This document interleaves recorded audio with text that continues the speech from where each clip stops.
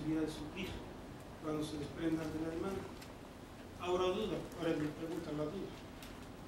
Cuando se habla ya del control de la convencionalidad, control difuso de la convencionalidad, le decimos adiós a la suplencia de queja porque yo, como me obliga el párrafo, no sé si dijo el tercero o cuarto, todas las autoridades tienen la obligación de, entonces, cuando yo hago el estudio de la convencionalidad, ya estoy supliendo la deficiencia en la queja.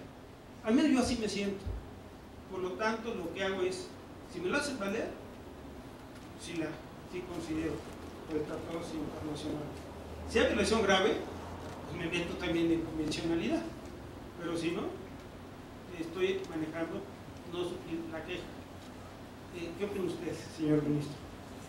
Gracias, magistrado. Pues este es uno de los puntos fundamentales de este nuevo sistema, porque según lo que se estableció en la sentencia del caso Radilla, se dice que todos los jueces tienen que hacer un control ex oficio de la convencionalidad. Y ex oficio quiere decir en el ámbito de sus atribuciones y sin necesidad de que sea planteado en la litis que está resolviendo. Entonces, si tomamos esa disposición a rajatabla, conjugada con la que señala usted del artículo primero constitucional, y su párrafo me parece que es tercero, pues yo le diría, bueno, parece ser que usted puede hacer control de convencionalidad, se lo hagan valer o no se lo hagan valer. El tema es, lo que decía yo, tratar de tener un equilibrio entre las partes. Si es autoridad contra particular, pues ahí no hay duda. Ex oficio, pues tendría que ser ex oficio. No es que esté sujeta la facultad que tienen los jueces a que a alguien se le ocurra plantear la inconvencionalidad de esa norma, sino que el propio juez, en el ejercicio de su función, advierte que una norma que está obligado a aplicar, para él resulta contraria a algún precepto de la Constitución o alguna norma de un tratado internacional que reconozca un derecho humano. Y en esa medida, el paso automático, claro, la Corte trató de establecer, la Corte de México, trató de establecer varios pasos, es decir, no te vayas a la inaplicación de entrada, ¿no? Como se dice comúnmente, búscale primero. Si la norma la ves sospechosa, bueno, pues trata de buscarle una interpretación que sea conforme con la Constitución o con el Tratado Internacional. Y solo en el evento de que no haya posibilidad de una interpretación conforme, ni en sentido amplio ni en sentido estricto, pues entonces sí tienes que llegar a la inaplicación. Pero en teoría, y le digo en teoría porque el tema este de que se haga valer, muchos tribunales así lo están asumiendo. A mí, si no me hacen valer control de convencionalidad, yo no lo ejerzo. Perdón. Y se ha tomado como un instrumento precisamente para tener esta ponderación entre los intereses y los derechos de las partes. Pero si nos vamos literal a lo que estableció la sentencia de la Corte Interamericana, pues en todos los casos hay la posibilidad de hacerlo. Incluso en amparos estamos analizando argumentos, porque ahora vienen las partes, sin que ellos hayan planteado nada en el juicio de origen, vienen al amparo y dicen, y además a la autoridad se le olvidó hacer control de convencionalidad ex oficio. Y esto implica que tiene que hacer un análisis de convencionalidad de todas las normas que va aplicando. Y como no hizo ningún estudio al respecto, pues entonces incurrió en una omisión. Han establecido las salas de alguna manera diciendo, no, bueno, pues si hay obligación de hacer control difuso, ex oficio, pero si no dice nada, debemos entender que para esa autoridad la norma no tiene problema de inconvencionalidad. Cuando advierta que hay un problema de inconvencionalidad, entonces es cuando activará el control, seguirá los pasos de la interpretación conforme y si no hay otra solución, llegará al extremo de la inaplicación, pero solo cuando ese juez estime que la norma es contraria a algún tratado internacional o incluso contraria a la Constitución. Y con eso, digámoslo así, se desactiva esta percepción de que ahora yo tengo que hacer un estudio de cada norma que voy aplicando para ver si es convencional o no es convencional. Imagínense imagínense, no terminaríamos jamás de dictar sentencias. El punto es, si yo advierto que puede ser inconvencional y llego a la conclusión de que debe inaplicarse, pues entonces hago expreso mi control. Si no, no. Es como, cita usted el caso de la suplencia de la queja. Bueno, yo suplo la queja cuando le voy a dar la razón a esa persona. No tiene ningún sentido el que yo esté supliendo deficiencia de la queja, inventándome yo solito argumentos y desestimándome mis propios argumentos. Solamente tiene sentido cuando eso va a generar la decisión favorable a la parte a la que le estoy supliendo. Pues algo parecido. Esta es una opinión personal, no estoy dando criterios de la Corte, ni mucho menos, porque le digo, están llegando los asuntos y los criterios pues se vienen modificando, ¿no? se vienen variando, pero yo de entrada así lo veo. Muchas gracias. Gracias a usted. Buenas tardes. Buenas tardes. Señor ministro, es más bien una pregunta orientada a conocer su opinión con respecto a cómo podemos entender en un momento dado este mismo principio de interpretación que nos obliga a ponderar la aplicación de la norma que más beneficio otorga al particular o a las personas. Como tal, me parece que es un principio interpretativo, pero también me parece que al estar en la Constitución lo podemos considerar precisamente como un principio constitucional de interpretación. A su vez podemos entenderlo como una forma o un medio de control de normas, no necesariamente una forma de control de constitucionalidad, creo que tampoco necesariamente de convencionalidad. Pero es obvio que si es una forma de controlar la aplicación de las normas basadas en esa exigencia de siempre observar la norma que está regulando un mayor beneficio. Entonces, ¿cómo lo podemos realmente o cómo lo puede actualmente la Corte entender? Como un control también a nivel constitucional o de constitucionalidad de normas, o por excepción de constitucionalidad y también de convencionalidad. Me parece muy importante, ¿por qué? Porque no necesariamente implica el mismo tipo de reflexión, control difuso de convencionalidad o control difuso de constitucionalidad. Pero sí puede ser que nos favorezca mucho más la solución de conflictos y le encuentro más riqueza. No sé la opinión que tengan ustedes. Sí, no, bueno, desde luego es parte del debate. Incluso se ha señalado que ya no hay diferencia entre control de constitucionalidad y control de convencionalidad. Como el artículo primero se refiere a los derechos de la Constitución y de los tratados internacionales, cuando yo hago un ejercicio para poder establecer si un acto es violatorio de algún derecho humano y tengo, digamos, en un mismo nivel toda esta masa de derechos, los que señala la Constitución y los que señalan los tratados internacionales, se dice, en todos los casos estoy haciendo un control de constitucionalidad, porque ya los derechos de los tratados internacionales están entremezclados con los derechos de la propia Constitución. Entonces, incluso los temas de convencionalidad son per se temas de constitucionalidad, por un lado. Y por el otro, usted me dice, bueno, es que el principio pro persona puede ser en sí mismo un medio de control de regularidad.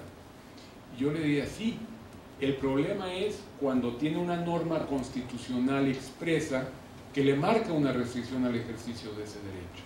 Porque en ese caso, si usted no inaplica su Constitución, no va a poder aplicar la otra norma. Y eso es lo que ha generado el debate, y por eso es que en la contradicción de tesis se dijo, todo está muy bien, están al mismo nivel, los derechos son iguales, los de la Constitución y los de los tratados internacionales, pero las restricciones que marca la Constitución, vaya, para acabar pronto, esas no nos podemos saltar. ¿Por qué? Pues porque la Constitución sigue estableciendo, o más bien sigue siendo el referente de validez de las demás normas, incluyendo los tratados internacionales que tienen que pasar por una verificación de constitucionalidad para ser ratificados. Y el punto aquí es, si nosotros asumimos la aplicación de la norma más favorable,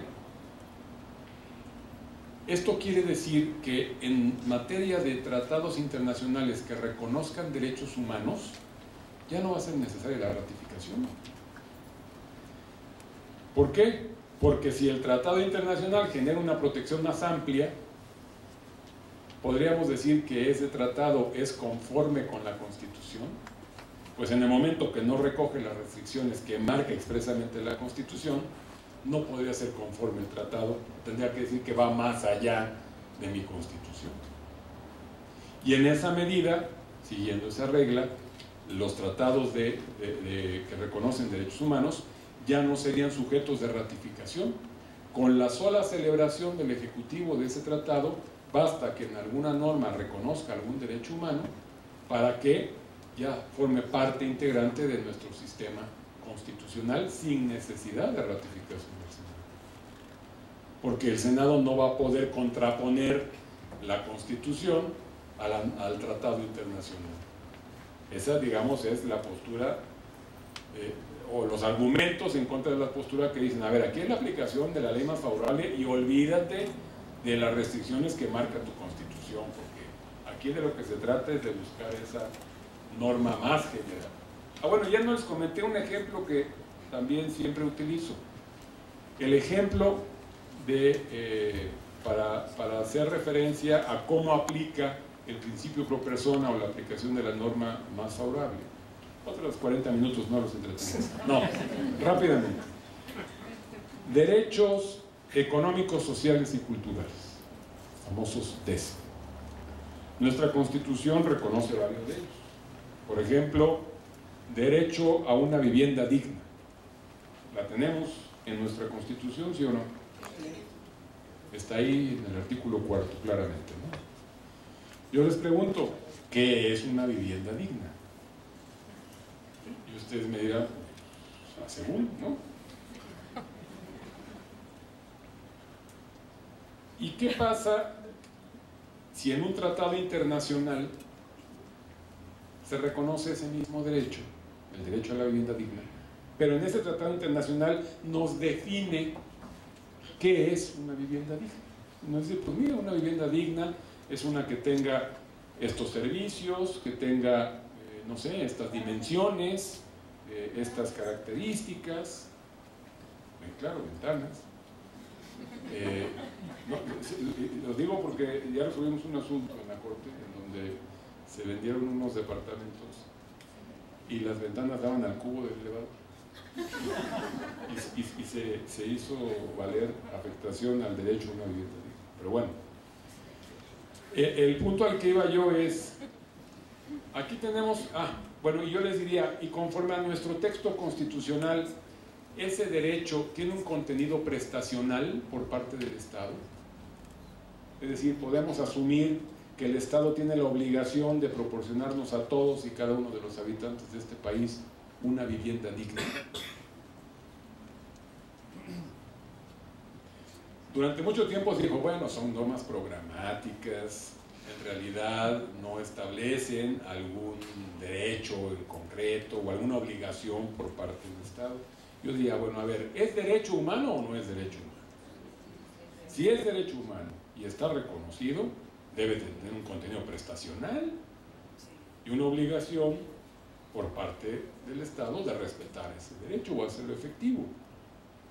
Y yo les diría, ¿qué tal si en un tratado internacional dice, esta es una vivienda digna con estas características y los Estados están obligados a proporcionar a los habitantes de sus respectivos estados una vivienda digna? ¿Qué tenemos aquí? Dos normas, una constitucional y una internacional, que reconocen el mismo derecho, ¿sí o no? Nada más que la internacional profundiza más en el contenido de ese derecho. Pero aquí yo les diría, ¿y tenemos restricción en nuestra norma constitucional? No hay restricción. Señores, si no hay restricción en la norma constitucional, adelante con la norma que genera la protección más amplia hasta donde dé. porque no tengo una restricción en mi Constitución en relación con el ejercicio de ese derecho. Y ahí está la aplicación de la norma que genera la protección más amplia, sin violar restricciones expresas de la Constitución que están reservadas en términos del propio artículo primero, primer párrafo, in fine. Eso fue lo que resolvió la contradicción de tesis. Y bueno, pues eso sería hasta ahorita la respuesta que le podría dar a su planteamiento. Gracias, magistrado.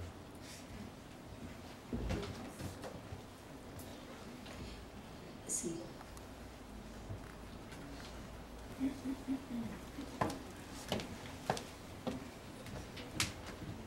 Buenas tardes, ministro. Son dos preguntas y para ellas necesito hacer un planteamiento muy breve. Es un caso también hipotético, para que no vayan a pensar que estoy tratando de tener la solución en algún juicio. Es